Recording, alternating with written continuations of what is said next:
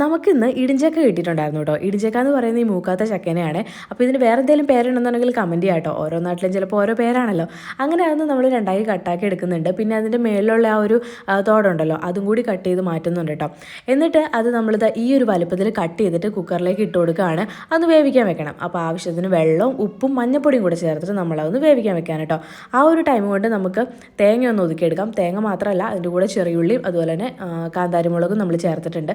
കാന്താരിമുളക് ഇല്ലെങ്കിൽ പച്ചമുളക് ആയാലും മതി കേട്ടോ. പിന്നെ നമുക്ക് ഈ ഒരു ഇടിഞ്ചക്ക വെന്ത് കിട്ടിയപ്പോണ്ടല്ലോ കുറച്ചൊന്ന് കുഴഞ്ഞു പോയിട്ടുണ്ടായിരുന്നു. ഇനി അതെല്ലാം നമുക്ക് നോർമൽ വേവ് തന്നെയാണ് ആയിട്ടുള്ളൂ എന്നുണ്ടെങ്കിൽ മിക്സിയിൽ ജസ്റ്റ് ഒന്ന് കറക്കി എടുത്താൽ മതി. അപ്പോൾ നല്ല പൊടിയായിട്ട് കിട്ടും കേട്ടോ. ഇതിപ്പോൾ കുഴഞ്ഞു പോയിട്ട് അങ്ങനെ കറക്കിയിട്ടുണ്ടെങ്കിൽ ശരിയാവില്ല.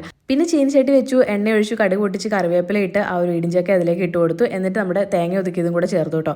എന്നിട്ട് അത് മിക്സ് ചെയ്ത് നോക്കിയപ്പോഴത്തേക്കും കുറച്ച് ഉപ്പ് കുറവുണ്ടായിരുന്നു. അങ്ങനെ കുറച്ചുകൂടി ഉപ്പ് ചേർത്ത് കൊടുത്തു. എന്നിട്ട് അതൊന്ന് മിക്സ് ചെയ്തെടുത്തു. അപ്പോൾ നമ്മുടെ തോരൻ ഇവിടെ റെഡി ആയിട്ടുണ്ട് കേട്ടോ.